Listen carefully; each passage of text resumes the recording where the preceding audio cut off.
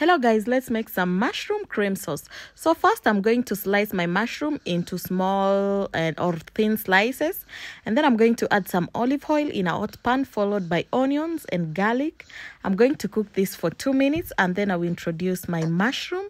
Let it cook until the water that comes out from the mushroom dries off, and then I'll add a pinch of salt, and then I'm going to add half cup of red wine. It is optional. You can add balsamic vinegar or red wine vinegar. Then I'm going to add some parsley and thyme. I'm going to let it cook until it dries off, almost drying off. Then I'll add my cooking cream, heavy cooking cream. I'll let it cook until it's thickened, like you can see in the video, and then I'll add now my black pepper to this mix. At this point, you can see my mushroom cream is ready. I'm going to serve my mushroom cream with rice and pork. I'm telling you, this tastes nice. You should try this. It's easy and simple.